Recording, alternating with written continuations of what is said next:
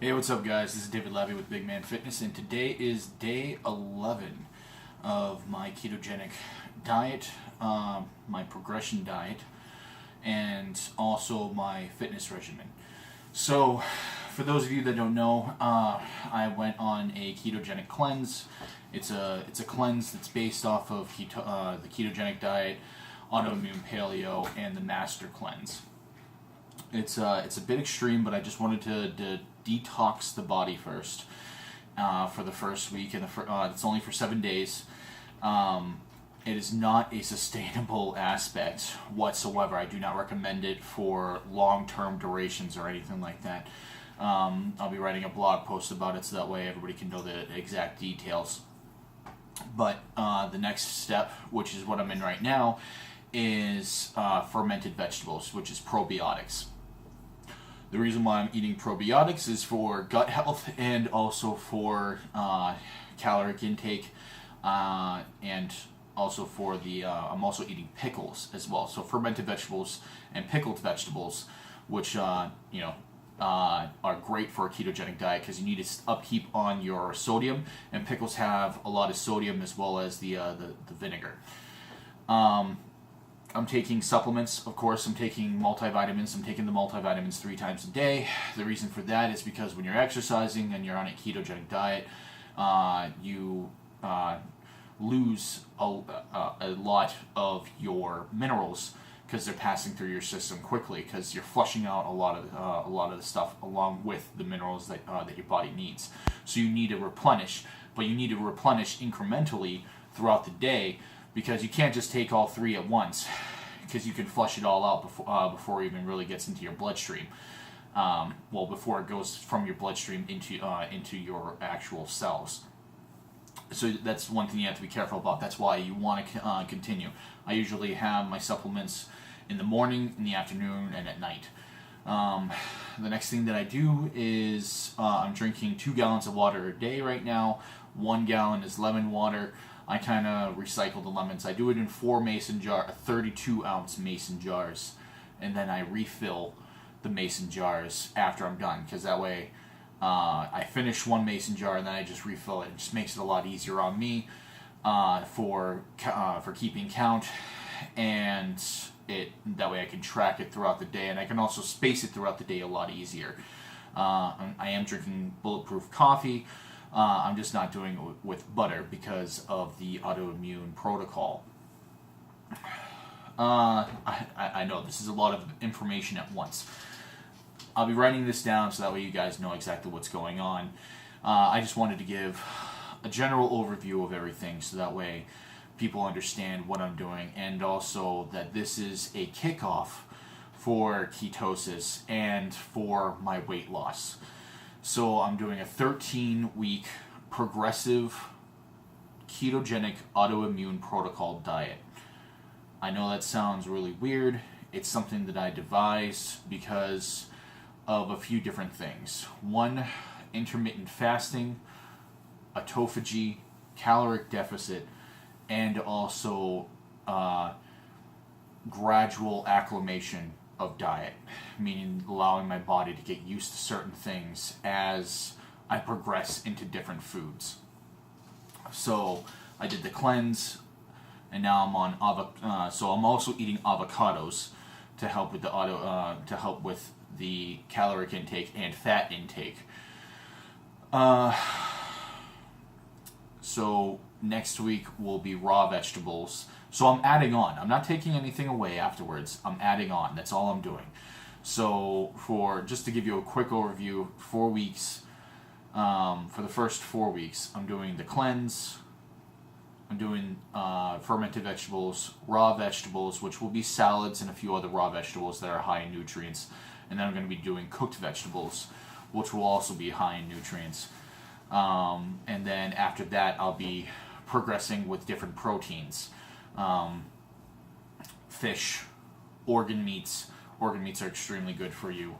And I'll be experimenting with how to make them taste good, because I've had, just real quick, I've had chicken livers before, and man, not exactly my favorite thing. I've made what's called a duxellus before, which is a filling for beef Wellington. I was a cook. Well, I am a cook, technically. Once a cook, always a cook, right?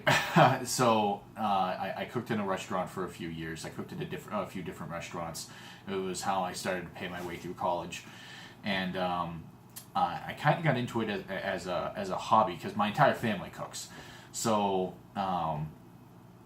it was just really interesting to learn that side. But one thing, restaurants, especially chain restaurants, like I don't want to like throw anything.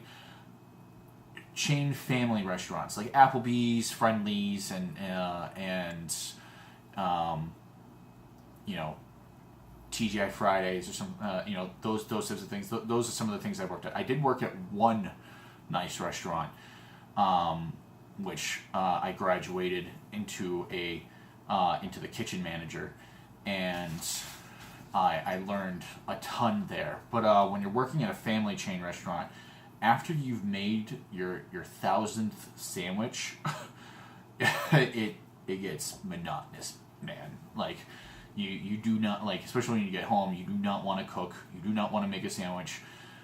Although you come up with a few tricks and stuff to make something really quick for yourself. So, and hopefully I'll be able to bring that on into the channel. Let me know if you guys want to get some recipes and stuff, especially some low carb recipes, because I've experimented before with some low carb recipes, and I got some cool variations of some of my favorites, like tacos and you know, spaghetti and stuff. So that way, you know, you don't feel completely left out when you go to a family dinner. So anyway, that's pretty much where I'm at. I haven't weighed myself. I am waiting till the end of the week. I did have I did have a moment the other day when we did my measurements, and you know, I've lost so far I've lost 3 inches off my waist, which is crazy considering the amount of time. And I'm just keeping high on my nutrients so that way I don't become nutrient deficit. Nutrient deficient. There we go. Today though, I struggled a little bit with my energy levels, and I think it's because I wasn't upkeeping on my vitamins as much. There was a couple days where I skipped out on a dose, and meaning I didn't take it 3 times in the day. I only took it twice, and then there was one day I only I've always taken it twice, but I wasn't strict with it, and I think that might have been something, and also I'm only eating fermented vegetables, so I had a major dip today, and my mood went south a little bit. I wasn't really 100%. After my workout, I felt great. I felt great after my workout, but then after my workout, after a couple of hours after my workout, I started to dip again. And I don't know if that's because I'm not in that much of a physically laborsome job anymore. Because before I used to have to walk around and do stuff, and now I'm a paper pusher, digital nomad. So I sit behind a computer screen. I try and get up every hour or so, and I do a few push-ups, or I walk around a little bit, so that way I'm not completely lethargic and sedentary. But yeah, I just wanted to explain that, and I wasn't 100% sure. So I have my theories, but it could be a few other things. This morning I had kind of a late start with my water and everything like that. But I believe that as my caloric intake increases, because I'm also increasing in my physical activity. Remember, 1 rep every day, and that's not a lot, but over time it incrementally increases, and it does add up, especially when you're at a caloric deficit. So that's something that you should be aware of, and you should be understanding, because I'm still a little bit sore from my workout. I'm up to 20 reps today. So it's 2 sets of 10 for my 10 exercises. Doesn't really sound like much, but when you're not really eating too much and you're on a strict water regimen, it definitely can, it feels good in the moment, and then it kind of tuckers you out. So that might be part of the issue, and I'm wondering how things are going to be next week. But that's pretty much where I stand right now. Please, guys, let me know what you guys want to hear about when it comes to this. I would love to have a conversation with you. Leave a comment down below, and if you found any value in this, leave a like, and to follow my journey, subscribe.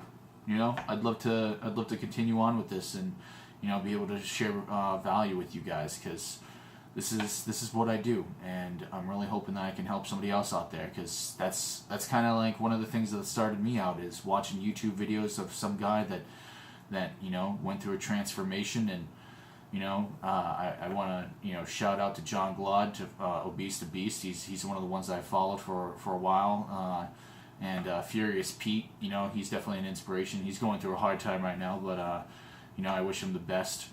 But that's about it right now. I'm definitely going to be doing my best to try and keep up with things. But you guys, be informed, stay motivated, and live big. Rah!